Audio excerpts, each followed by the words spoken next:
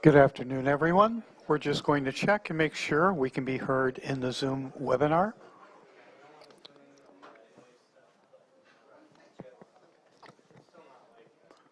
Matthew, are you able to hear us?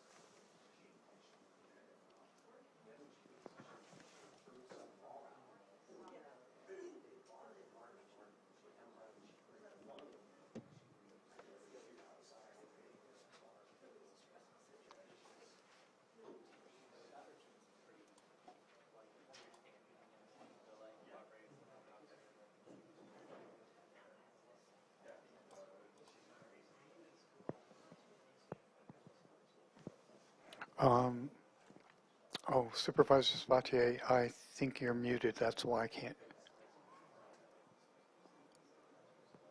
There you go. Oops, I still can't hear you. Still unable to hear you.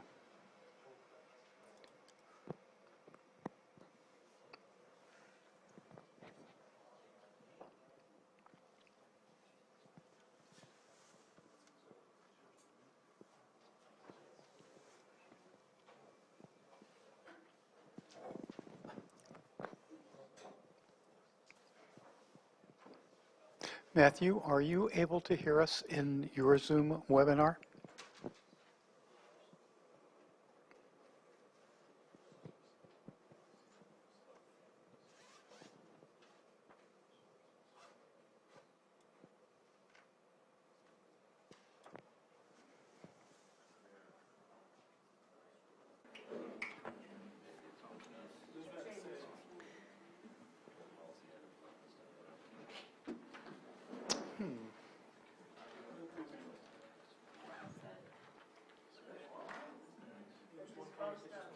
How come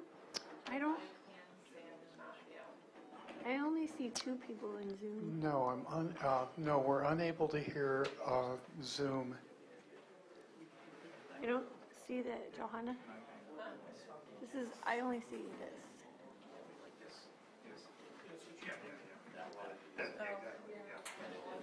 I got dropped.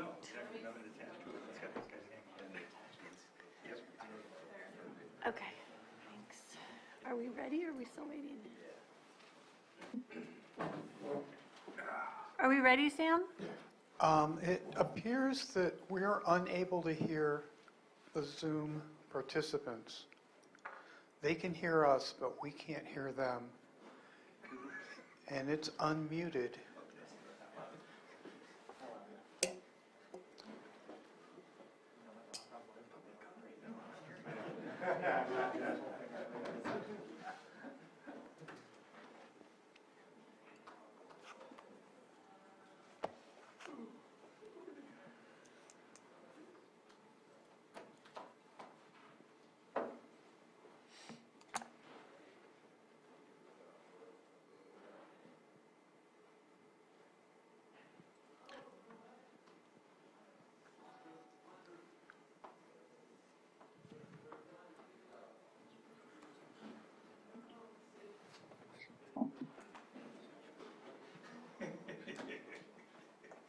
No, yeah, I can see, but it's.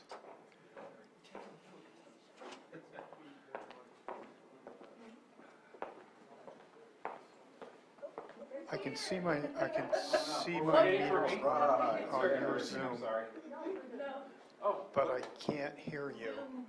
Sam, this is Terry. Can you hear me? Yes, we can. Okay.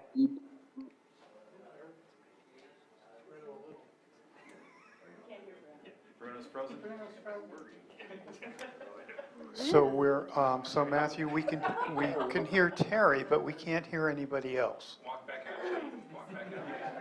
Can't hear me. I'm sorry. Oh, was that you, Matthew? No, that was me, Bruno. Oh, Bruno, yes, now I can hear you. I can hear Terry. I'm sure you can hear anyone else.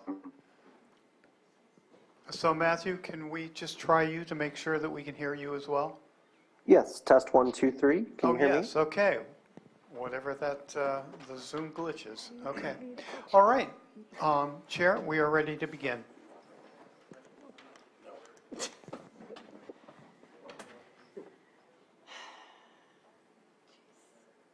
we're ready? Or... Yeah, okay. Okay. Well, thank you everybody for coming back. And we have a couple more presentations.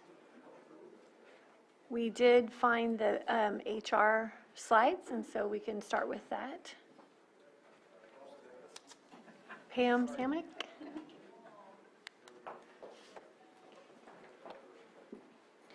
Good afternoon, Pam Samick, HR.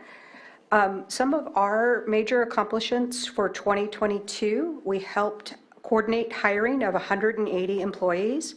We updated our recruitment rules, which helped streamline the hiring process. We updated our pre-employment categories, reducing the need to do 50 pre-employment medicals, also helping to streamline the time to hire. We updated our interactive forms and process. We updated the performance management system. We updated many of our benefit presentations. We hosted multiple employee lunch and learns, giving opportunities on ownership, credit repair, budget, and the Golden State Down Payment Assistance Program. We created a records retention policy and cleaned up 45 years of old records. And of course, we kept up the ever-changing COVID protocol during the last year. Some of the key things we'll be working on in 2023 is continuing to maintain a collaborative and integrated process for HR service delivery. We will place a priority on recruitment and hiring to reduce the vacancy rates. We will work with departments to analyze and improve employee retention. We will now go back to in-person training for staff and management. We will continue to update and review our HR forms and policies. And another big project, we are currently in the process of digitizing all of our HR records. Any questions? Thank you. No questions, just want to say thank you. You're welcome. Thank you. Anyone else? Okay, and are we doing social services? Okay. So Johanna, can you find social services? It was fourth from the bottom.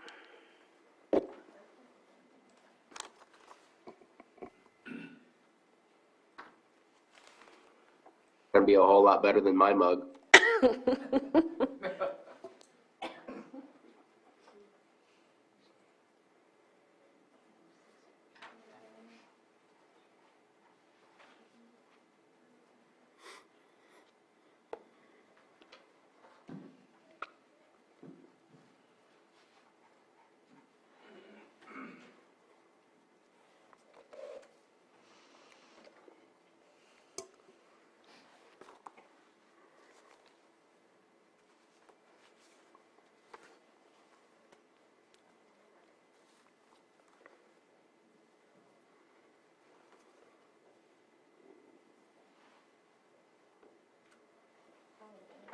There you go.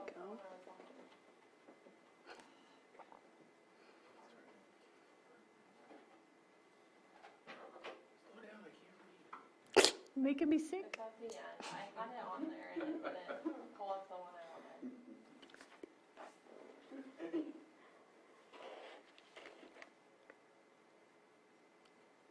Oh, it's right after Sheriff Warner.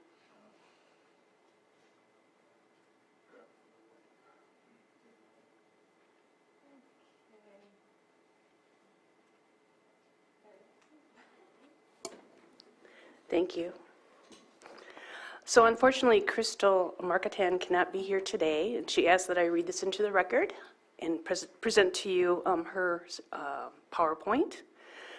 So under 2022 accomplishments, They include adding a deputy director for adult services, being awarded the Home Safe Dollars to support housing stability for adult protective service clients, studied and restructured CWS staffing to better align with the community needs within the division, and actively participated in the countywide prevention and early intervention plan development under FFPSA. I don't believe I can answer any questions you may have, so I'll redirect those if you have any after this presentation. Okay. So in 2023, what they're looking forward to as far as providing services that follow the Vision 2028, they participate in collaborative efforts within the community to meet the needs of complex care youth, enhance LPS conservatorship program capabilities to successfully interface with care court, and fill the remaining vacancies within IHSS program to meet the state compliance requirements. In addition, I missed some of the 2022 accomplishments, but I'll do that. They issued $34 million in CalFresh benefits to over 15,000 individuals in Lake County's most vulnerable low-income households, maintained Medi-Cal coverage for over 30,000 individuals countywide, implemented virtual options for welfare to work participants, and permanently housed 28 families under CalWorks housing support program and provided short-term housing to 63 families with children. Thank you.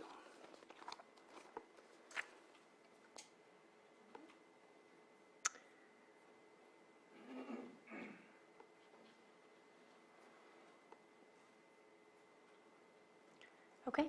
Question? Any questions? Supervisor Green? Yeah, I know Crystal's not here and you won't be answering any questions, but that first bullet point is significant. We will be transitioning out of the statewide public health emergency. That is going to have major implications for Medi-Cal recipients and CalFresh recipients. There may be some initial drops of information coming to your mailbox soon. I'm sure there'll be some notices of action coming soon. So I know, just as always, if you have any questions on those aid programs, please reach out to social services. They'll give you the latest skinny on that, but big changes are coming. But the good news is the reason for those big changes is we are transitioning out of the COVID public health emergency at the end of February. So stay tuned for more on that. Okay, thank you. And that concludes our presentations, but because we did have 2 presentations since we last did public input, I'll open it up if there's anyone in the chambers or in the Zoom room that would like to comment. I am not seeing any hands up. Okay, then I will turn it over to CAO Parker for the next segment of our agenda. He's having a little technical difficulty, but again, the fiscal presentation will be provided by Stephen Carter.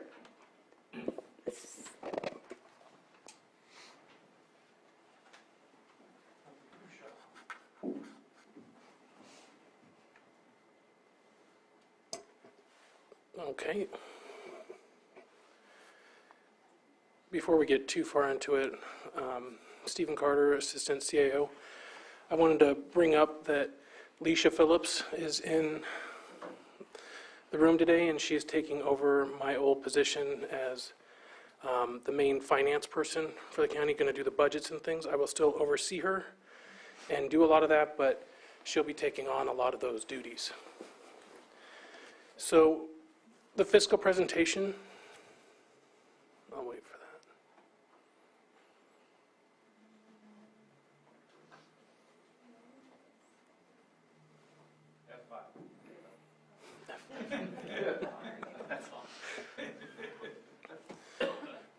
So the fiscal presentation day is all related to general fund. That doesn't mean that general fund is the only department or fund that matters. It's just self-funded departments have a very different funding source, both state and federal grants and allocations, mostly. The general fund is where there is, what?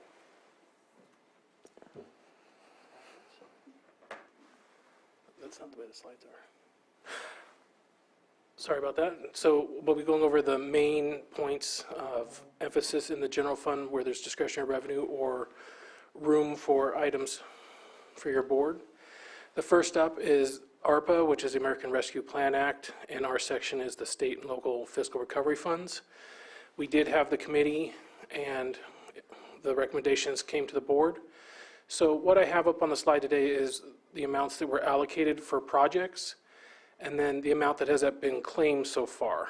So if you can see, there's not very many that have been claimed so far, but it has all been allocated to departments.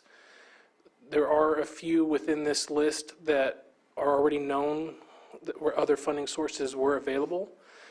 For example, the first one, Special Districts Bridge. I didn't put in specifically what bridge it was, but the $380,000 was paid through a separate grant, so that is now going to be available to reallocate within the 10 million standard allowance. And what that means is the 10 million is the county can claim 10 million, up to 10 million for financial difficulties from COVID. It just has to be within our governmental activities within certain guidelines of the final rule. So if you can see that the Army remodel has $3 million, and the big key here is everything needs to be allocated as well as mainly allocated in the budget through before the end of 2024, December 31st, and then we would have until December 31st of 2026 to actually spend the money, but it has to be fully allocated by then. They prefer to spend most of it by the end of 2024. Dump site haulers, a tertiary plant, treatment plant, those are special districts. We have $300,000 set aside for broadband consultant, which we have brought on board, CBG, and should be claiming soon. So we claim on a quarterly basis. So this is just information that we've claimed through December 31st of last year. We just had a claim due today, and that actually was not part of this information. I don't believe there should be any questions on this because we've gone over the 10 million before. There's 2 million set aside for housing/economic development department, which is now going to be positions within the administration office. 500,000 for the general plan update, and there is 200,000 set aside for the mobile library vehicle, and most of that is being paid by a separate grant, but there is some still need. I believe he wanted about 50,000 of this to stay available for any overages, but there should be about 150 remaining to recycle into other ARPA projects. So the next slide is the amount that is above our 10 million standard allowance. This is supposed to be about almost 2,506,000 if we were going with the minimum, and that all has to follow the final rule directly. So this would be like what we've already, sorry, I'm having difficulty getting my thoughts together. So we just signed an agreement with NCO for building homes, building lives, 800,000. The first 200,000 will go out within the next few weeks, and then it will show as claimed instead of zero. So things are getting done. It's just not all the way to the claiming point yet. The other items, Public Health Department has a little over 561,000 available to them, and I've talked to Jonathan Portney, and we're going to find a way to have that money transferred to him for the correct claiming purposes. And then Kelseyville Seniors Inc., there's 700 that set aside for purchase/remodel, rebuild, which will come back at a later date for a closed session within a few weeks. And then there's also 300,000 for all senior centers, and the committee approved for assessments, and it became clear that the board really wanted more like a grant program where it would be 50,000 for each senior center for any kind of capital improvements, whether it be a roof, vehicle, that type of activity or purchase. And that form is actually ready to be presented to the board, and it'll be within the next few weeks as well for approval or not. And then 2 different First 5 software and then home visiting. We have not claimed anything yet. I will be in contact with First 5 to see where that stands. And then we have already paid out the $100,000 for Lake Links for the rides, for medical appointments, et cetera, for outside of the county. And that would take care of the entire ARPA funds once it is spent. I figured I would take questions in between since these are large items, if you have any on the ARPA. Anybody have questions on the ARPA? No. Just that, oh, Bruno, Supervisor Sabatier? Yeah, no, I can appreciate the fact that it's slow to come in to show us the claims. What's your plan on bringing it back to the committee to kind of review where we are? I think that I believe the board agrees on this, that we just don't want to give any money back.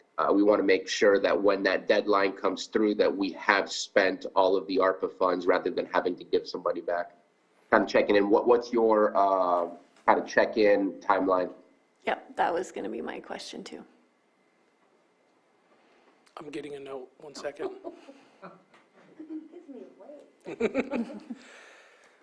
Prior to the budget process, so before June, the June 14th and 15th, I believe, was where the recommended budget would be. So that would actually be a very good time to, we should probably do it near the end of March, early April, because that's when the departments turn in their budget to our office to start evaluating. So we would need to know around that time. And that gives us also more time to figure out, you know, if the tertiary plan will happen or if all $2 million is needed for the housing economic development. We would have a lot more information at that point in time. And it'd be ready for 23-24's budget. Thank you. Okay. All right.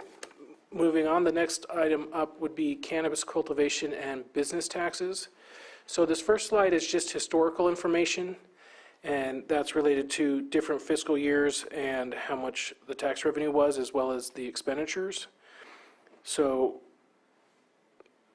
fiscal year 17-18, when it first started, we received a little over $267,000, but we had no concept of how much funding would come in, so there was 0 expenditures, and I don't believe anything was even allocated at that point. And when you move through the years, you don't really get into major revenues until fiscal year 2021, when we received a little over $8.5 million. But in that same year, we expended $300,000. So that's still a lot of revenue that did not get spent in that year. Doesn't mean it wasn't allocated for a project. Not all allocations are spent, and they could be carried over year to year. So, but if you go to the end of fiscal year 21-22, the total received from 17-18 to 21-22 was a little over $16,276,000, and the total expenditures were $1,749,000, which leaves a fund balance available or carryover of a little over $14.5 million to 22-23. That's where the next slide comes in. And that really does sound like there's an awful lot out there to reallocate to. So if you look at the fiscal year 22-23 budget, the sheriff for staff, automated license plate readers, vehicle equipment, $618,000. A few of these items are going to be in mid-year budget, like the vehicle equipment, so that would be part of their normal policy ask out of cannabis. Library staff is on here for $245,000, and not only budgeted, I have the future year amount in the far column. So if you notice with the sheriff, the top line with the staff, there's only $443,000 for future years. That's because it doesn't include the vehicle equipment. That's a one-time charge. But the other ones are ongoing expenses, which would need to be budgeted every year and thought about the prior year to make sure that if no taxes are received, et cetera, that we have the funding for one more year to possibly close down the program or whatever is going on, figure out how to have general fund cover it, et cetera. So then that leads into the library staff where it's $245,000 budgeted this year, but $281,000 next year. And that's because the county librarian, Christopher Veach, wanted to hire more of the positions that we allowed. So when we initially, the committee and the board approved his request, it was originally for more positions than he actually hired. And basically, we didn't want it allocated unless he was going to use it. So he has decided to increase his allocation and start hiring more positions to the level that he requested, or slightly below that he requested. And then looser and dredging, there's $100,000 budgeted there, and we heard earlier today that they finalized CEQA and it's moving forward. So that will be spent here, hopefully within the next year or two. I'll give it a wide range of time. But if that's not spent this year, then that one would be one of those future year expenses as well. And then water resources, I combined about 3 different requests that were approved by your board for water resources for $980,000 in this fiscal year. $800,000 is for the Army Corps of Engineers match, and then $100,000 was for the lake. $75,000 was for the lake cleanup for boats, anything like that. And $100,000, sorry, too many numbers in my head. $100,000 was part of that grant match over 5 years, where it's $500 over the entire time, but we add $100,000 each year, no matter if they spent $50,000 this year, that means $150,000 is available next year. So that's why future years you see $500,000. It's the $400,000 for that grant and $100,000 for the lake, which is a very good reason. And then here's some one-time expenses for public services, Parks Master Plan, and the feasibility study, which is $206,000, and no future costs. So that just means it's not going to be ongoing, not that it's all going to be spent this year. So it might have to carry over depending on if the projects are completed. And then building deferred maintenance, that's where the committee and the board approved $1 million for deferred maintenance on our buildings. And we've had reports where it was 50, 100 million. It was astonishing. This year we have $925,000 budgeted and $75,000. I don't recall if it was budgeted or not, which is why I put it in future years to make up the entire million. And then the roadmap task force through the committee and the board was also approved for $1 million. $661,000, a little over $661,000 is budgeted this year, with $338,000 remaining for future years, or if at mid-year the board decided to increase the amount that's budgeted. And then the BOS discretionary, there's budgeted $1,052,617, which might sound high. You guys the board is spending their discretionary revenue, but it's quite a bit, so it just looks like a large number, but everybody is spending theirs, and next year would be $500,000 if we decide to, the board decides to continue the $100,000 every fiscal year. Oh, okay. North Shore Fire, there remains to $126,000, a little over that amount towards their equipment. And child support, this is related to the raises where they have the same state allocation, even though the board provided raises to all employees. I keep saying we, sorry. Provided raises to all employees. They had no way to pay for those raises, and the state they're currently looking at the allocation, but in the meantime, they would have had to cut staff or cannabis, which was agreed by your board to cover the difference. And this is only, I believe, 30%. The federal government will pick up 75%. So this keeps them with the same staffing level until their allocations catch up. And that's why there's an ongoing expense. And the reason why it goes down in future years is, and it's only next year that it goes down, and that's because Gail is retiring. So the next department head likely won't have the same rate, but then the year after, so 2 years from now, it'll jump back up into a higher amount. And then the hiring retention incentives, a lot of this is actually in mid-year. So if you recall, during the regular budget, there was only $50,000 set aside for hiring incentives, but it was approved by the board to give certain retention incentives for the sheriff's office. And it has already been paid out, and $535,000 is how much it's going to cost for both the incentives and the retention incentives and the remaining hiring incentives to possibly come this fiscal year. And future years, I dropped it to $150,000 because it shouldn't be such a large blast unless something changes. The treasurer tax collector has $20,000 set aside every year, and what that's for is the increased load strictly from cannabis activities, which that doesn't cover it, but it helps. And then the policy items not listed above, what that means is items that would fit into the policy that just haven't been budgeted yet. So we did have budgeted in Fund 064, Budget Unit 1072, cannabis, $200,000 for new items that meet the policy, and those just haven't been identified yet. And so that brings me down to the reserve, and the reason why the reserve is set at $6,961,111, such an odd number.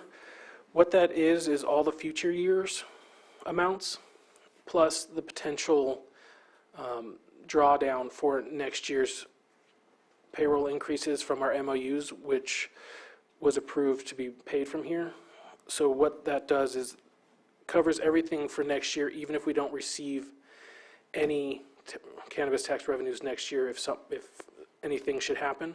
So that gives us an entire year to wind things down and take care of it instead of having to do it immediate or within a month or two.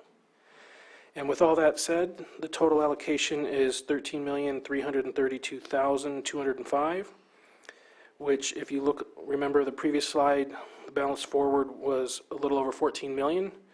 So the balance that is not allocated or accounted for is almost $1.2 million. And the main reason for that is because this fiscal year 22-23, we had budgeted originally a little over $5 million to cover our cannabis payroll, and it turned out that we actually had enough of our own revenues outside of cannabis to take care of it, so it went back into the cannabis pot to be allocated out. And so the balance would be that amount, 1.2, plus any revenue received in fiscal year 22-23. And Patrick, the treasurer tax collector, would have more information on that since that's really not administration. But what I've been told is that through September, we've received just over $750,000, and that's the reason for that is we had a grant from the state, and that's the amount through the equity grant that we could transfer and pay for cultivators' taxes. So that came in ahead, so that's both tranches for them. Now, the first payment wasn't due until the end of January, so basically today is the last day. Yesterday, sorry, the 30th, not the 31st, okay? And from my talk with the treasurer, tax collector, because that's really his side, yesterday there's about $200,000 in the wings to come in before the end, so before the once they process all the checks. So if you cut the $750,000 in half, because that's really the first half payments, $350, $325, $375, plus the $200, we're looking at should be a minimum of about $1.25 million, and that's much lower than our actual budget, which we projected 3.5. The key difference, though, is Patrick told me that they billed out 3.9 million, so there's our ceiling. So if everything that was billed out is paid, it would be 3.9 million, but once that's billed, it's not necessarily taking into consideration the canopy area where they're saying they're only going to grow about 50%, or if they're going to non-op that year. Because of the timing of when all this gets sent out, we don't, and when we budget, it's not known at that time. So realistically, we're probably going to see around 2 million-ish is what our estimate is right now. I'm sure there's plenty of conversation with cannabis. Okay. Questions from the board? Supervisor Green?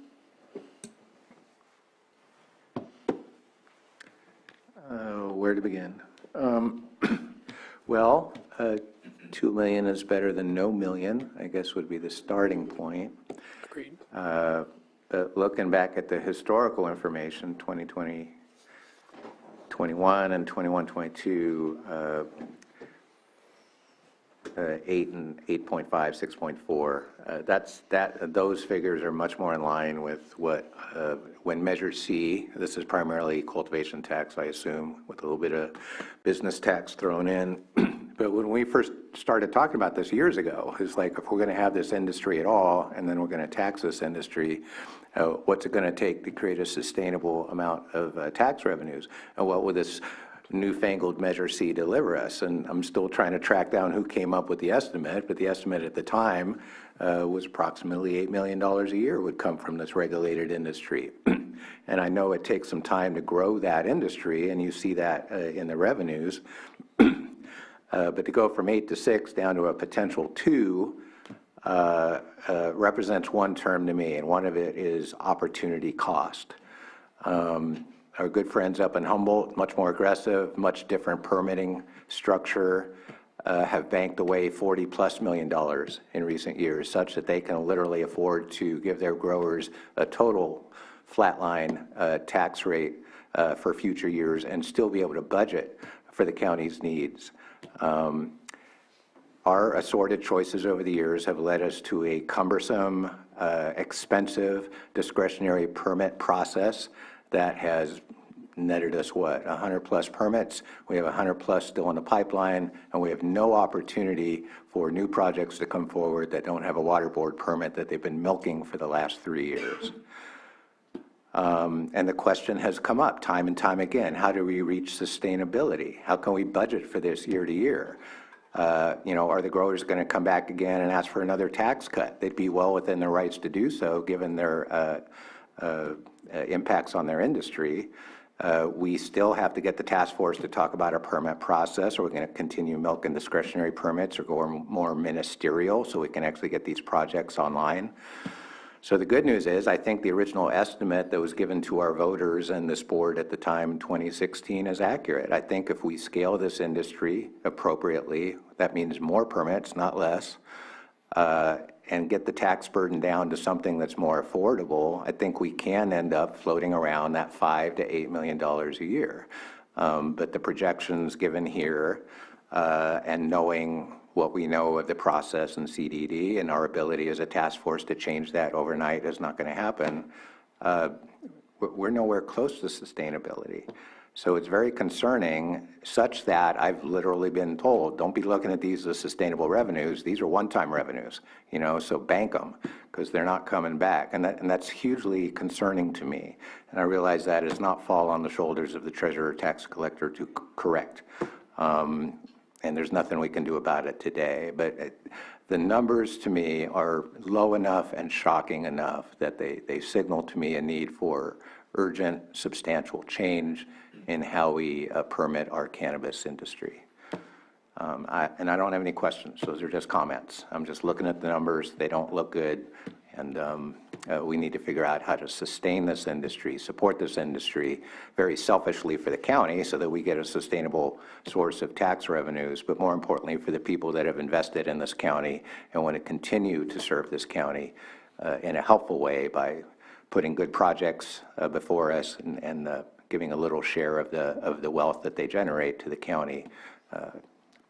That's all I got. Thank you. If it would please the board, I do have a little bit of additional information to share on this. Go ahead. So I think an important point to remember too here is I am in agreement with Stephen's figures, and I did have extensive discussion with him about it.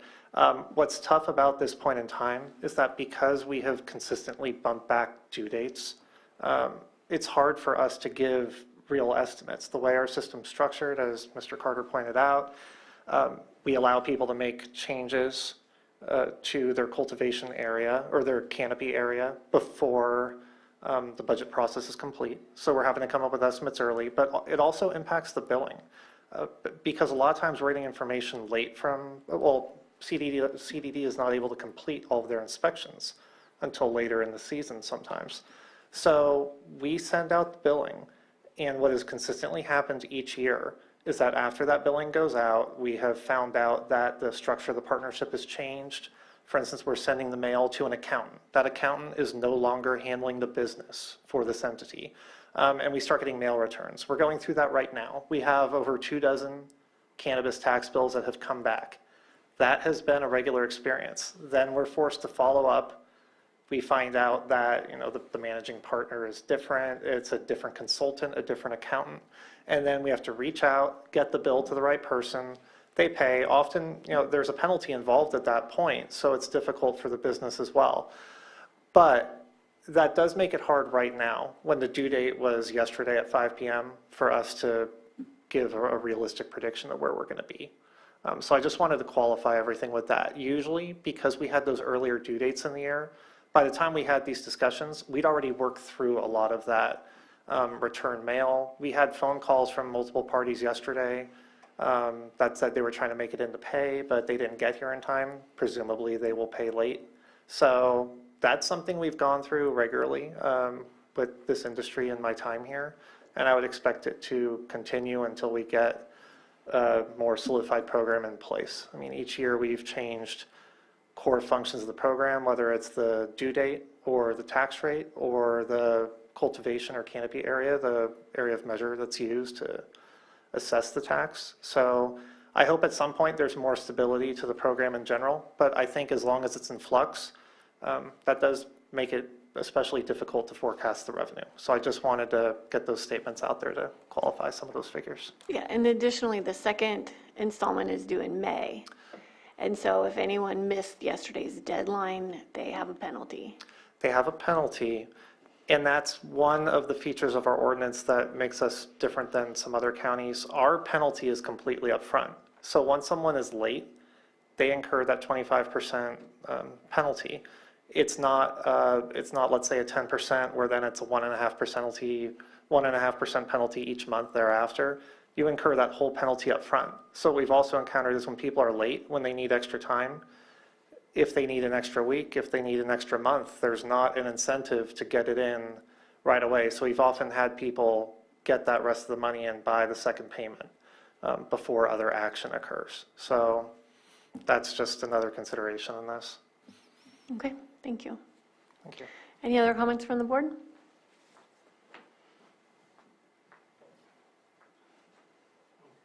Okay. The next slide goes into secured property and sales tax. These are two of our main, it's technically three because of Bradley Burns and Prop 172, but our main discretionary revenues for the general fund. And they are actually coming in extremely well this year, both the property tax and the sales tax. If you look at the secured property tax only, all the others are doing fine as well, but it was easy to explain the secured property tax because that's where most of it is. If you look at 1920, we had an actual final revenue of a little over 16.5 million. 2021, a little over 17.5, and 21-22, a little over 18.6 million. So it's steadily going up by 2+%. And if you take the ratio of actual received through January and then extrapolate it out, the estimated for the end of this fiscal year would be 19,353,000, and we budgeted 18,446,000. And part of the reason why I'm showing that is that about 907,000 difference is going to show up in mid-year as being a recognized revenue, so that the items like the board salary changes as well as the requests from departments within general fund, that's how it's being paid for, is the extra revenue that we did not previously budget. So it's not carryover or FBA, it's actual revenue that's coming in. And then Bradley Burns and Prop 172 sales tax, fiscal year 1920, the total was a little over 6.5 million. And then during the pandemic, when we thought sales tax would go down, it actually exploded up. That's a bad word, but it went up immensely, we'll put it that way. 2021 went to a little over 7.8 million, and in 21-22, it jumped to a little over 9 million. Now, looking at the data through December actuals and then extrapolating it out compared to the prior 3 to 5 years, we're estimating that a little over 8.6 million will come in between the two different sales taxes, and we budgeted 8.4. So realistically, out of those large crystal balls, that's not too bad, but there is about 260,000 that we could at mid-year recognize, and we are going to recognize about 75,000. I don't remember, I think it was 68, and she dropped it by 15, so 50 maybe, I don't know for sure. Okay, so about 50,000 is already spoken for, but there is an additional 220 that is not spoken for at this point.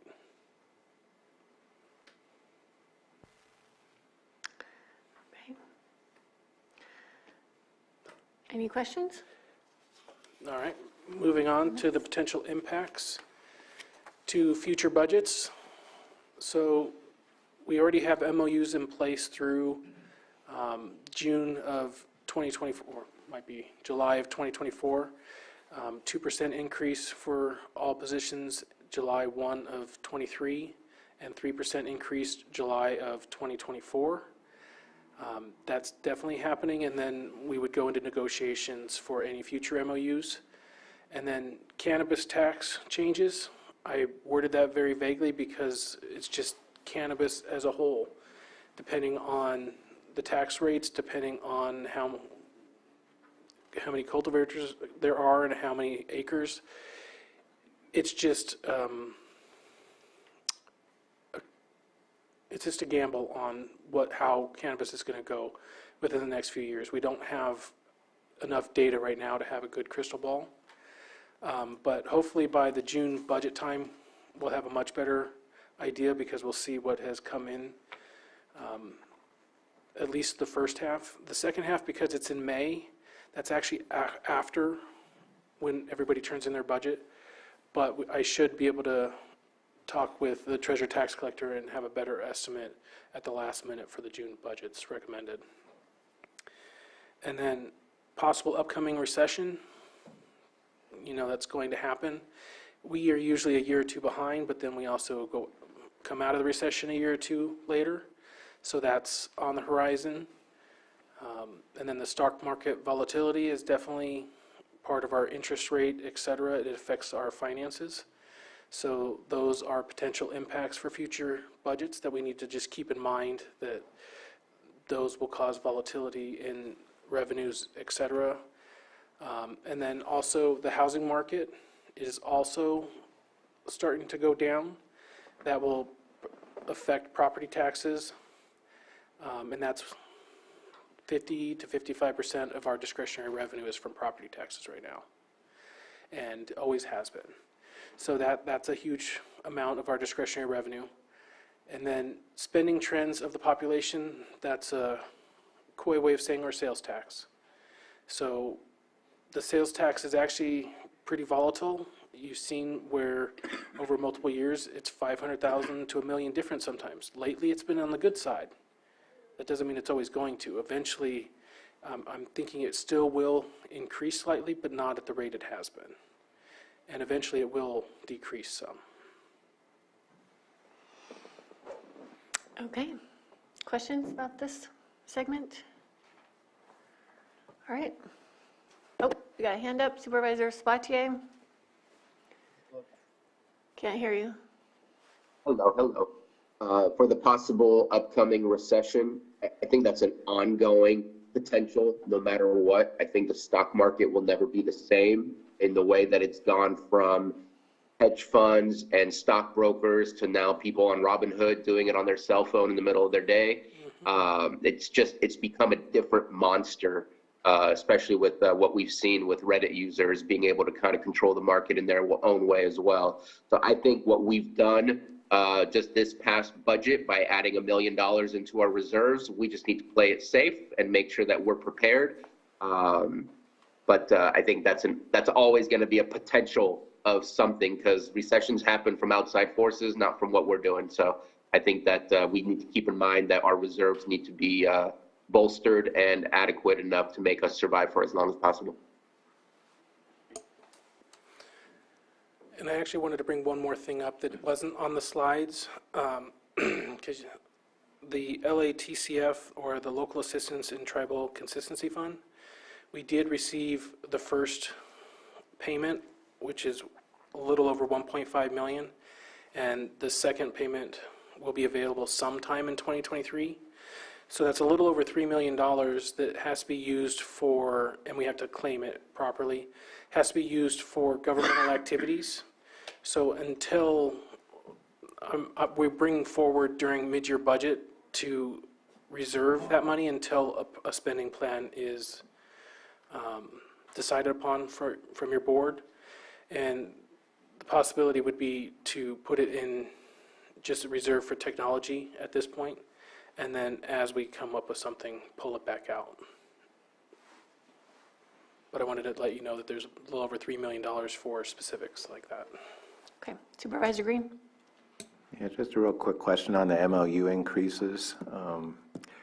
I had such a lovely chat with our outgoing auditor controller, Kathy Saderlin, and it was like the one thing she reinforced with me was like, we got to pay for those. We got to pay for those. And so you mentioned that the wage increases were handled with non-cannabis funds this year, but do we have a clear picture yet? Those are big chunks. Do we know how we're going to pay for those MOU increases yet? No. Stay tuned for that. Until we have very good estimates on the actuals for the year we're in right now, which we have 4.5 months left, those revenue sources are the ones that would be paying for it. So the slide that had the property taxes going up and the sales tax, if those are now recognized and possibly higher next year, then the answer would be yes. We would not need cannabis. It would be taken care of within our own means. But if those are scheduled or projected to go down, then yes, we would need cannabis. You know, what are the raw dollar figures for those increases? Do you know off the top of your head? Off the top of my head, no, I don't. All right. But I can do a back of the napkin. All right, thank you. Is that, oh, we got another hand up. Supervisor Spatier? I just wanted to speak on the $3 million that Mr. Carter was talking about. That's due to the fact that we have, I think, over 60%, I think that's the number, of federal lands within our county. Every county that has a certain percentage of federal land has the ability to receive that if we ask for it. So I'm really happy that we asked for it. Can you give me the title of that again, though? It's LATCF, Local Assistance and Tribal Consistency Fund. And if you Google it, it'll come up correctly. I think that I want to look a little further into it. I'm not against the idea of looking at putting some of that in reserves, but stuff in reserves doesn't also provide us with leverage, and this has a potential that we can leverage that. I need to look a little further in what tribal means within that program And there's a lot of work that we need done, especially if we're looking at Vision 2028. And maybe we can leverage some of those funds with other state or federal programs, as well as maybe working with some of our tribal partners to leverage the funds they have access to, so that maybe we can look at what kind of projects can be done. Okay. Okay. I will, oh, no. I was just gonna say one thing. These funds are the claiming requirement is between now and never, so it's as soon as we spend it, then we have to claim it, but it can take up to a decade or more before we use it, not saying it should. And that it just has to be with government services, so it's not even as limited as ARPA. Yeah, I believe that the only restriction was you can't use it for lobbying. And just government services, which is Anything you want at that point.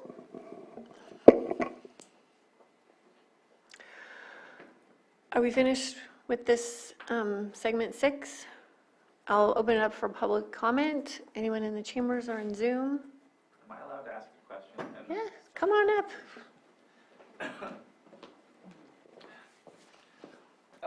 Getting back to the cannabis slide and the line item that said BOS discretionary funding, and I don't even know if I'm speaking to in the right venue here. Does that mean maybe there's a potential for a possible round of grant funding again, like we've done before? And you don't have to answer, but I was just wondering if it's a possibility. Well, the discretionary funding is the amount that we each get each year for projects within our districts. But Stephen, if you want to answer the other question? You don't have to answer, I just, Is the can There is grant? no, there is no current plan to do that. Okay. Because there is an entire policy if it fits under that policy. So maybe some of your activities possibly could fall under that policy. And then it would just be a standard request. If the board so chooses to re-implement, we can. great. You have projects that you're considering? I want another van. Yeah, Anyway, thank you. okay. Thank That was before we had a policy mainly. Okay, any other questions? I'm not seeing anybody in the Zoom room with hands up. So we'll close this item and we're going to take a 5-minute break. Come back at 2:23.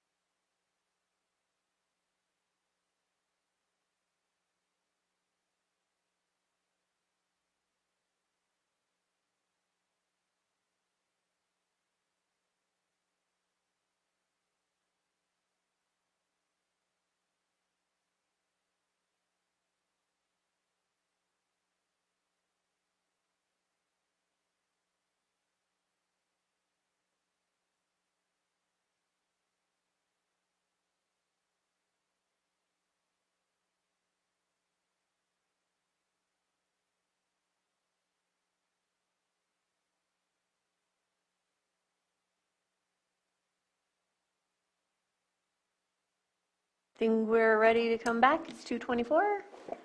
We have Supervisor Sabatier with us.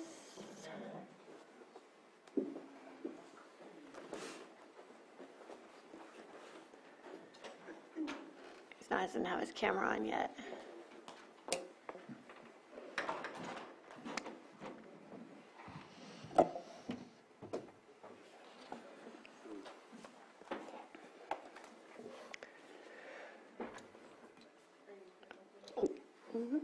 Okay. Well, he should be here anytime. Maybe he's watching. We'll just get started. CAO Parker? Yes, thank you, Chair. I added this item to the agenda, and as many of you may know, for the past 2 years, we were eligible for federal earmarks, which our Congressman Thompson carried for us in D.C. The reason I'm bringing it up now is because some of you experienced this, that we get the notice that it's been opened and it's going to close in a very short period of time. And so I just wanted to encourage the department heads to think about projects. I'll collect them, put them on a list for the board to prioritize in the event that this funding program comes forward in March again. Now, given the state of the House of Representatives, it may not come forward, but I'd like to be prepared. Is that PC enough for everybody? But I want to share with you the type of funding programs that have previously been eligible. So agriculture, rural development, food and drug, commerce, justice, science, energy and water development, financial services and general government, homeland security, the interior and environment, labor, health and human services, education, transportation, and housing and urban development. So the Armory came under Homeland Security. I'm trying to remember, Middle Creek Restoration came under the Army Corps of Engineers. The Kelseyville came under the Safe Routes to School program, and the Full Circle Feasibility Study. And Scott Harder, you can correct me. Wasn't that through the EPA and water? Yes, okay. So it's not a typical application. It's a multi-page narrative that we put together to submit and then work with the federal staff. And so it takes a lot of back and forth, and Scott Harder can speak to that because he spent a lot of time on phone calls, odd hours with DC quite a bit. So I just want to encourage you to think of projects that are near or at shovel ready, and so I can make develop this list for the board's consideration. Thank you. Great, thank you. Okay, that was a very short item. Public input on this? I don't see any in the chambers. I don't see any in Zoom. So then we will go to, oh, come on up. Thank you, Susan. You're saying projects that could be near or almost shovel-ready. So this type of funding couldn't be used for like sustaining an existing something, or this has to be something brand new? It does not have to be brand new, but it depends on the area of legislation it's coming from. So don't say no when we get the list. If we get the list, look through it and see if you just have to fit. It took 3 different applications to get the Armory funded. We were trying to find the fit. I initially submitted under public facilities, which seemed to be a reasonable and rational choice, but it wasn't. So just keep an open mind, and when if the material comes forward, I'll direct it to, forward it to all the department heads for consideration. Will do. Thank you. Okay, you're welcome. Okay. Any other input? I don't see any. Okay, so then the final item is number 8, future steps discussion with the board. And did you have anything to add to this? No? Okay, so this is where we're decide on our priorities for the year. And I just wanted to give each supervisor, we'll go in order, chance to speak. And so we'll start with you, Vice Chair Simon. First of all, I just want to thank all of our directors, all the staff, the county administration for the updates today. You know, obviously, we're the ones that, as a board of supervisors, that are seen out in the community, asked to come to the meetings, set up here on the dais every week. But I just want to thank you and your staff for all the hard work that's been done last year and all the years that I've sat on the board here. It's going on 6. It seems like a long time now, but I just want to say thank you very much. And every time I try and speak in front of our communities, you're the folks that really need the praise for the work that gets done here in the county. We have ideas, you know, or we spit out an idea and complicate things usually, but I really just want to say how much I appreciate it. And, you know, I just did kind of 3 kind of small state of the county addresses in my district, one in Lower Lake, one for the Lake County, the Luncheon Club, and also the Middletown area town hall. But just thank you for the long-term vision and taking year-by-year steps to set us up for long-term success. When I first came on the board, I'll talk about it, my first, the CSAC rookie training. Went over to Sacramento, you know, and started the training. One of the first questions was asked was, does your county have a long-term plan? Well, Lake County didn't get to raise their hand at that point. You know, and we came back with the former CEO and we started talking about at least a 10-year plan.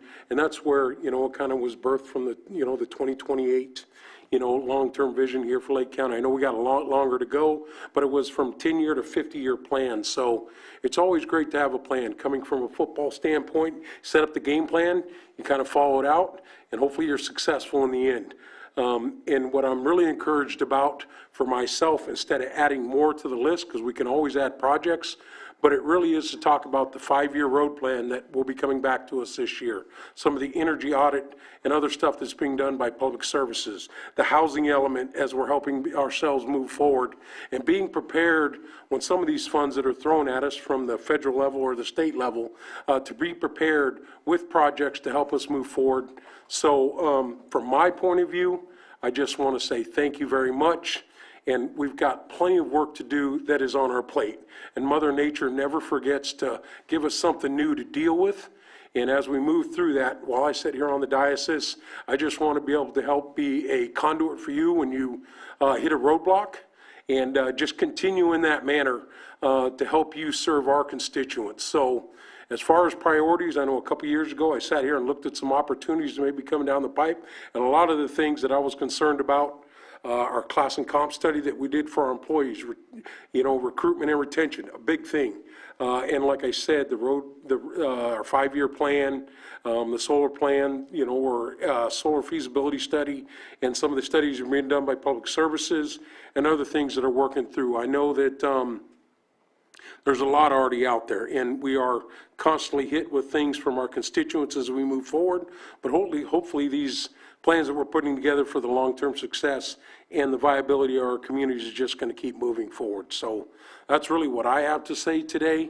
You know, and I can't thank you enough for the hard work that each and every one of you do, especially during disasters, which I've experienced since I've been on the board.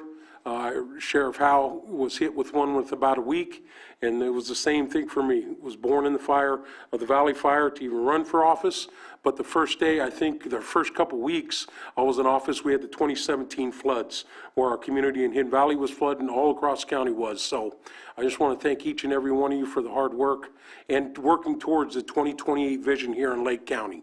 I know it can always be better, and I know I could always be better, but I just want to thank you. So I appreciate today, and those are my thoughts. Thank you. Supervisor Sabatier? Thank you very much. Thank you for allowing me to join the meeting from my home. Appreciate that very much. I'm going to echo some of the same sentiments that were already shared. The people who do the work are not the people that we see up on the dais. The people who do the work are the frontline workers, those organizing and understand what it actually takes to get things accomplished. We come up with ideas and say yes or no, and then it's done. And so definitely appreciate the folks that are really truly the ones behind the curtains and making things happen. Definitely need to applaud them for all their work. One of the things that we started off this conversation with was asking what has been accomplished and what are the goals based on Vision 2028. And everything that was stated are things that need to happen. I don't think there's anything that was stated that needs to be crossed off or it's not worth putting any effort into. But some of those, I think, are just your typical things that are connected to your department and the needs of that department, not necessarily connected to a greater vision or a greater goal of Vision 2028. And I think what I did not hear a lot of was, a couple of folks mentioned it, but it wasn't as much as I had hoped, which was collaboration, because I think Vision 2028 takes collaboration. And I know when I started, there was some conversations about there's still silos, that we still need to break down the silos and make sure we work together, whether that's between departments or between agencies, not just within the county of Lake, but working with our cities, working with our tribal counterparts, working with our nonprofits and things like that. I think we're always attempting to break those silos, but I think that's what we need to keep pushing for, is to break all those barriers, because we're not going to be able to do this on our own. It's going to have to take all of us working together. I think we have some great examples of some of those things that help us reach Vision 2028. Some of the examples I can think of is the RRA. I think that's a perfect example of bringing people together towards a greater good of making it a not fire safe, but a safer community to deal with climate change, to deal with the floods and the fires that we've had and the drought that we've had.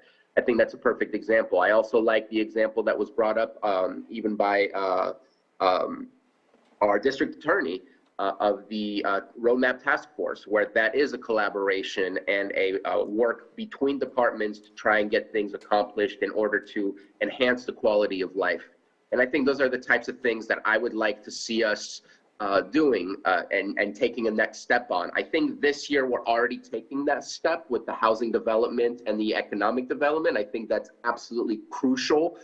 We have to have higher levels of revenues in order to continue to ask for more, because asking for more from the people who just reported to us and presented to us, what I don't know and what they're not telling us is at what level of capacity are they running at? Are they running at 120% or are they running at 80%? Because I doubt many people, many departments are running less than 100%, right? I mean, we're asking a lot with huge vacancies and yet still receiving the type of work that we're looking to get out of our departments. And so that's the amazing part. We have to keep in mind what capacity do we have to ask for more. So I think when asking for what do we want to focus on, what do we want to do, I think we need to continue to focus on housing. We need to continue on economic development. And if possible, I think this is one that I don't even know how to solve, but to offer for a larger discussion. All of this doesn't happen if we can't figure out how to provide the support that our law enforcement needs to be on the road, to be in our streets, to go after a call. Too often times we have to triage the calls. We just don't have that many people. Too many times we can't patrol the streets because we're going after calls. And I know that that solution is not a simple one. It's not one you pick out of thin air and let's go with it. But I would love to hear and be a part of more conversations. I know that Supervisor Crandall and myself were having some of those discussions just recently.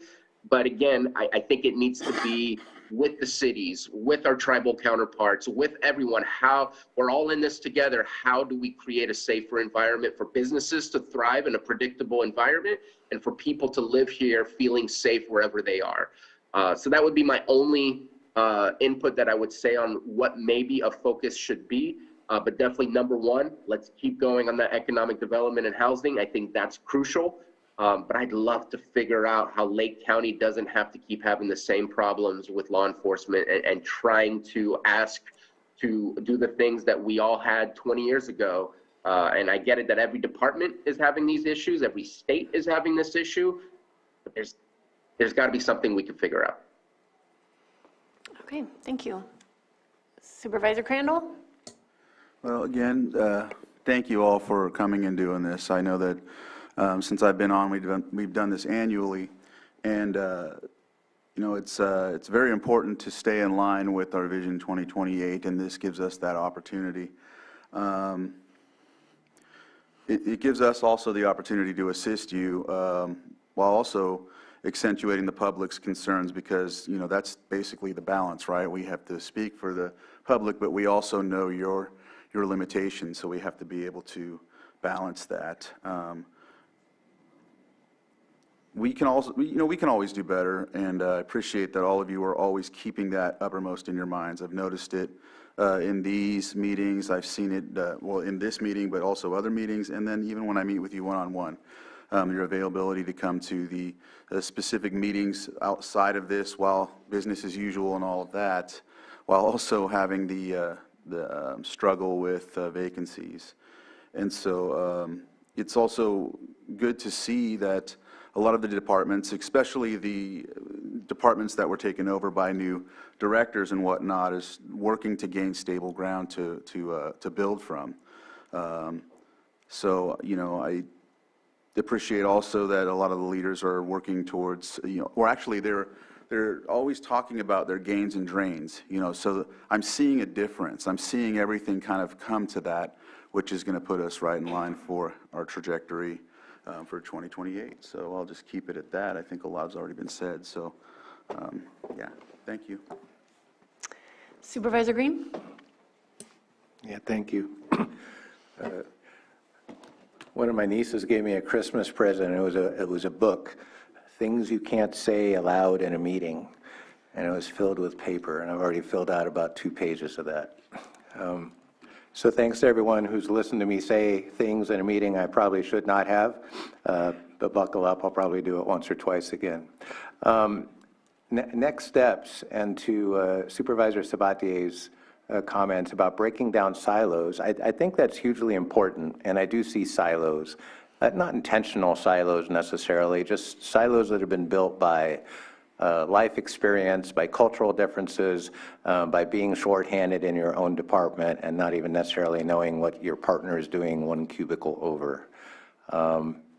And so I'm going to join in that work to try to break down silos and occasionally challenge assumptions and poke the bear every now and then. And that's not always going to be universally popular, and it may not all be universally helpful in the go-round. But I do want to assure people this ain't my first rodeo. I have been in public settings before. I think I know something about driving policy change across various sectors and stuff like that. So I appreciate everyone's patience as I plod through that. In my district, in this coming year, clearly we're going to have some unanticipated challenges with this county's response to the Clear Lake Hitch situation. I spoke previously in the previous item about our need to get a sustainable cannabis program. We've made lots of strides in recent years, but when I talk about opportunity cost and reaching sustainability moving forward, clearly there's a lot of work to be done. And so I'm very much looking forward to the Cannabis Task Force continuing its work, and I hope some meaningful progress can be made on that front. Also mentioned was collaboration. As I went to the rookie CSAC training and got informed that collaboration is hell, yeah, it kind of is, but that's why we're here. So I appreciate, again, everyone who's been patient with me so far in my rookie role, but hopefully that patience will allow me to make the moves that I think necessary for the district. If there was one project that is nowhere close to being shovel-ready, but is probably going to be a point of emphasis moving forward this year, it would be the Adobe Creek conjunctive use project, and I hope to get some updates on that and hopefully some clever ideas on what we can do to goose that this year. One thing that highlights this is just how much progress we can make, but these are on these long multi-year arcs. Rapid response is so much harder for this county, for our state agencies, for our local stakeholder groups and all that. So the ability to absorb and react in real time to situations is probably something that we continue to struggle with as a county. I continue to struggle with. Our ability to process and adapt to change is limited. So I just, another point of emphasis will be when you get something dumped on your desk and you didn't expect it to get there this year, please roll with the punches. We're encountering these issues in real time just like you are, and we're trying to do our very best to move ahead in a productive way. So thank you. Okay, Supervisor Sabatier had one more thing to add. Thank you so much, Chair Pyska. I apologize that I missed this point. I wanted to ask, because it's really difficult to know what has been the true progress between one year and another. We can speak of bullet points list of items that have been accomplished, but it's difficult for me without seeing any trends or data. And let me rephrase that. With not enough trends or not enough data. There were some people that provided, some directors that provided some data to be able to say between last year and this year, this was the difference.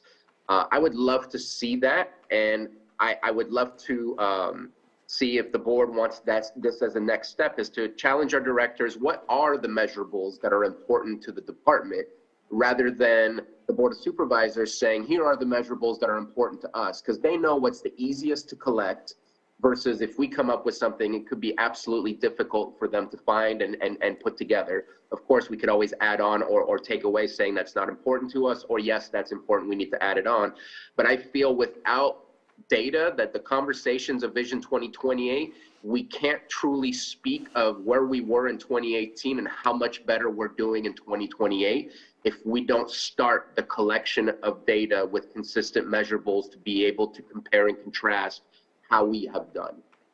So that's my last comment that I wanted to make, and seeing if the board, how the board feels about that. Okay, thank you. When I had my first governance board meeting, we did things a little differently. We each had a presentation that year, and we talked about the things that we wanted to prioritize. And so many of the things that we prioritized at that time we're continuing to work on, and that's probably the measurables that you want to track, Supervisor Sabatier. We talked about the Economic Development Task Force. We talked about housing. We talked about, or the need for housing. We talked about the economic development strategy that we needed. We came up with the roadmap task force. All of those things we set in motion 2 years ago, and we are continuing with that work. We've laid the groundwork, we put the wheels in motion, and this looks like a year that we're going to see implementation on a lot of those priorities. So maybe we can have that as a measure next year. But I'm really excited about 2023 because of all of this work that I've got to help foster over the last couple of years. But there are a couple things that I just want to really highlight. The tree mortality disaster that we're facing, that I've been working on for well over a year, is, it's a hard one, and we're not recreating the wheel. We're using and leaning on the other counties that have done it, but it's just not something that happens in real time. When you're collaborating with multiple stakeholders, multiple agencies, it takes time, and it has to be a very thoughtful, methodical process to work through something that is this large. And so we are in the process of preparing our Cal OES application for that funding that's going to help us with those trees. And unfortunately, I have some bad news that we're not going to get support with the 25% match that I have been pushing for the last 9 months since I found out about it last May, or whatever amount of months that is. I was really hoping that we could get that match that CAL FIRE had provided counties in the past, and it's not going to happen. And I just got that news, I think it was 2 weeks ago. It doesn't mean that I'm not still looking for other funding to augment that, but the reality is that we're going to have to pay a significant amount of money to deal with this public safety issue and to deal with this hazard, and it's likely going to have to come out of cannabis funds. So I want to put that out there so that everybody can just start understanding that, yes, we have this disaster, this emergency that's happening. We've been working on it for a long time, but we are going to have to, we're going to have to allocate funds to that. Now, that said, looking at a lot of other grant opportunities and funding opportunities, which could augment that work down the road, but because we have this application that's being prepared, we're going to have to target kind of the most dangerous places right away when we get through that. And we're still waiting to hear back from our contractor on those timelines. So I just need the board to be aware of that. And I really hope that we'll be able to support this work going forward. Along with that is we have to continue with the fuels management and the biomass that is literally building up all over our county. So, you know, we have our climate resiliency officer here working on that. We are building collaboratives. We have done this year was incredible with the collaboration that happened, not just with the Risk Reduction Authority, that continues to happen through the community and coming up, but with the Climate Safe grant application that we put together in the cities and the tribes, and all of us just recognizing this need that we have to co-manage the entire region of the county across jurisdictions. So that work that began, even though that grant was unsuccessful, it's the beginning of something. It's the beginning of something really special and really important. And now everyone has brought up the collaborative nature we have here. It's embedded in all of us, it's part of us. But to really be able to act on that, it takes a lot of trust. And to build that trust, we have to have strong relationships. And that always has to be the biggest, you know, the thing that I value the most when we're doing this big work is to know that we've got the relationships, but we have to protect them because collaboratives are fragile. And so just, we have to keep that in the back of our mind as we work together. So I want to share that the Resource Conservation District has hired a grant writer who helped build the Resource Conservation District in Mendocino County and the Fire Safe Council. And that's been a priority that we've been working on for the last couple of years. Certainly Vice Chair Simon and I have. But it's something that I continue to bring to this board. And then 2 years ago, we changed Vision 2028 to talk about disaster preparedness and prevention and mitigation, and that language got put into Vision 2028.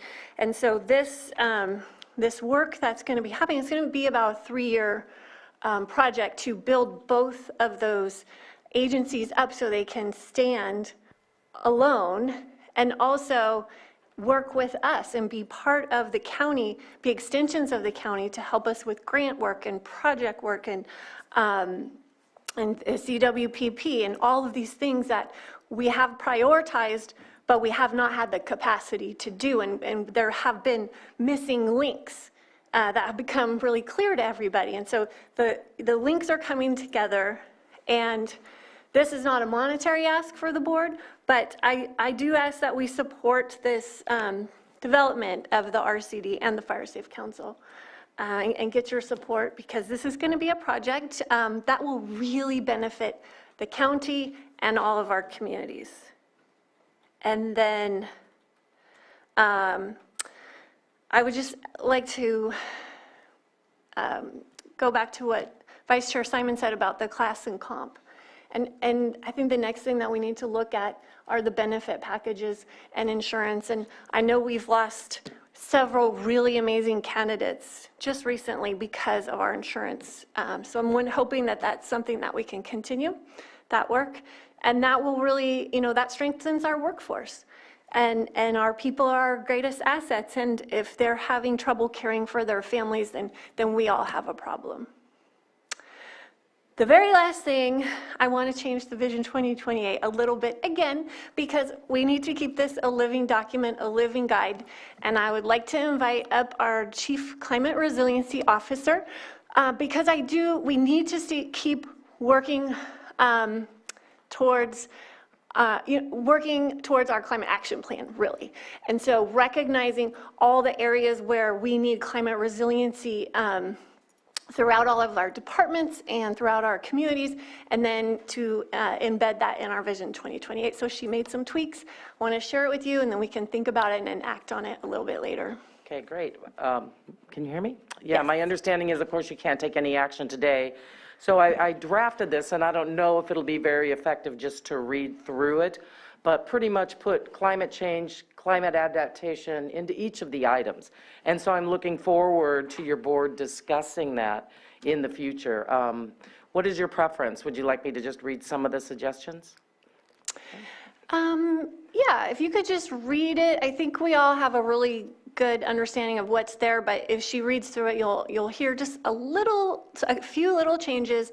And the reason why we did it this way is because climate is just not a one line. It's not a tagline. It is multiple threads that run through all of the work that we do. So yeah, go ahead and read it. Okay, great. In number 1, consider and promote the well-being and see, this is what I get for doing the red line version. The well-being of every Lake County resident to include resilience and economic prosperity and adaptation to climate change. There's no changes in number 2. In 3, continue rebuilding and all efforts to recover from our recent disasters and increase planning for resiliency in a changing climate. In 4, the second bullet point, develop and maintain a high standard of disaster prevention, preparedness, recovery, and climate adaptation in collaboration with community. So it's things like that, just adding that in every section. On 5, add a new section that says, expand renewable energy and forest stewardship projects that protect and preserve the quality of life for all. In number 6, add local renewable energy. As Supervisor Pyska mentioned, we have more waste woody biomass, as we are all aware of, than we know what to do with. So I'm looking for grants and things that can utilize that. And that's really, I don't think I've made any changes to the last one, but that's just an example. Thank you. Yeah. So I guess this is where we can kind of discuss what we have brought up with each other and have an opportunity to dialogue. I don't know if anybody wants to start or not. Okay, so do we have consensus to bring back the Vision 2028 to make some minor adjustments? Yeah. To incorporate climate? Yes. Okay. Ask too about the data or something along those lines.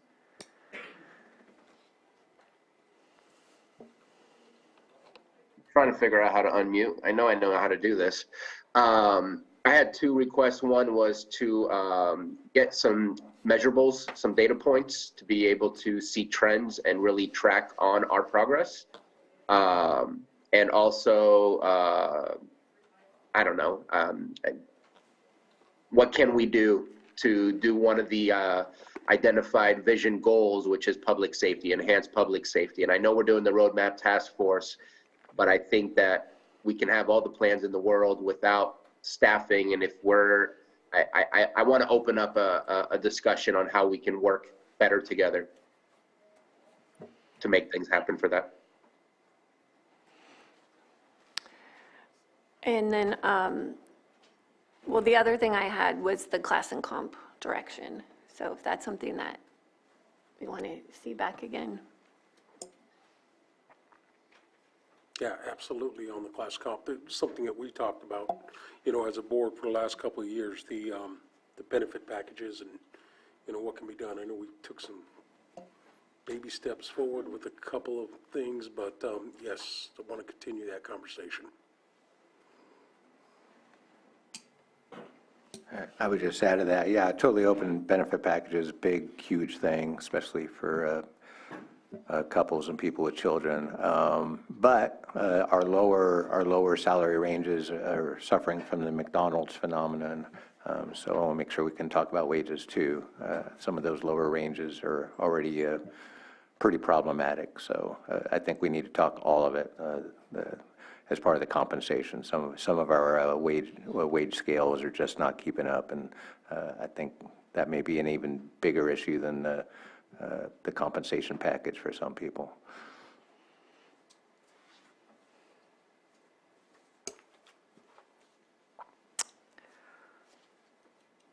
CAO Parker? May I ask a few points of clarification, please? So we can bring back the Vision 2028 on the 14th. All right. And as far as the measurables, Supervisor Sabatier, do you want that in the budget process, or were you thinking of something outside of the budget process, or you want it developed before the next annual? Your thoughts? You know, I don't want to make it rushed. I know that everybody's got a lot on their plates.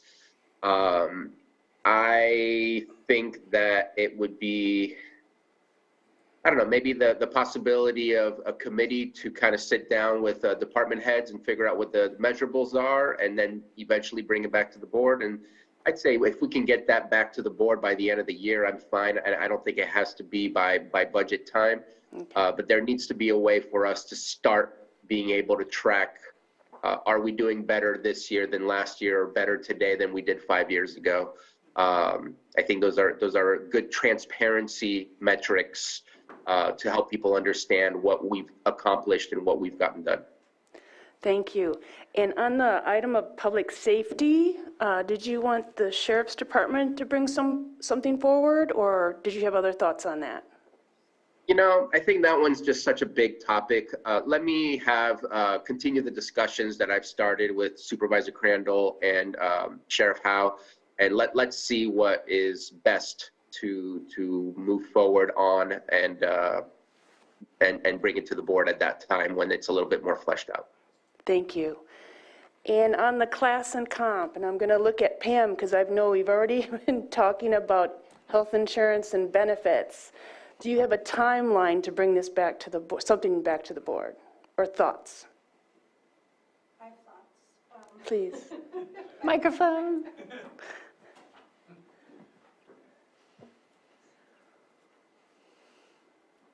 Well, it was my understanding the direction from the board was to kind of wait and see how our tax situation materialized to determine whether or not we would bring it back to the board. So I'm assuming soon, like within the next...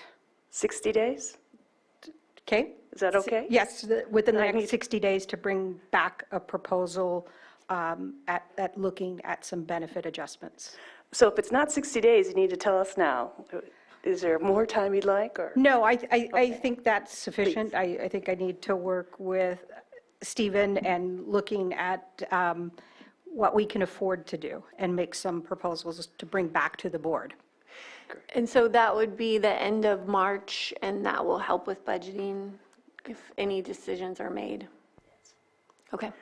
And then lastly, I'll just remind you that you need to take public input. Yes, correct.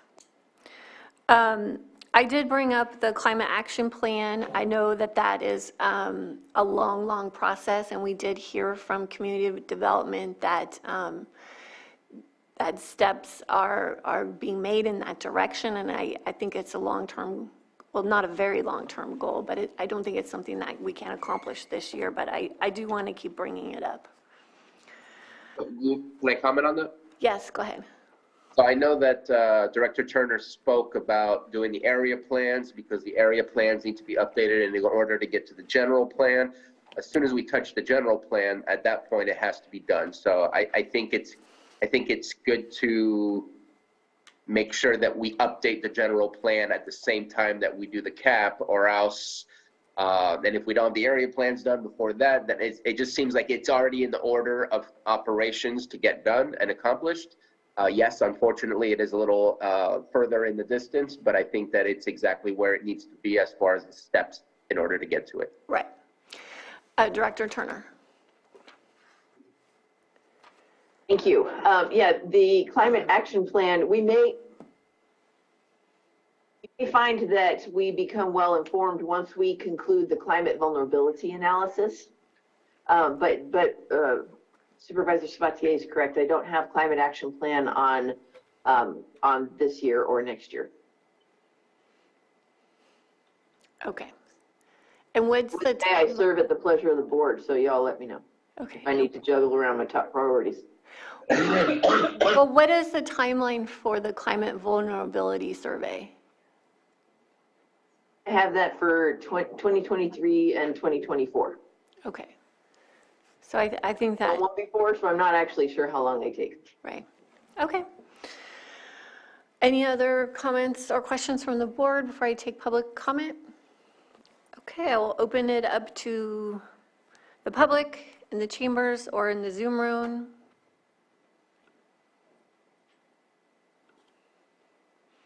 I don't see any hands raised. Okay, so I will close public input, and do we have any final comments before we adjourn? No? Okay. And this meeting is adjourned much sooner than I thought.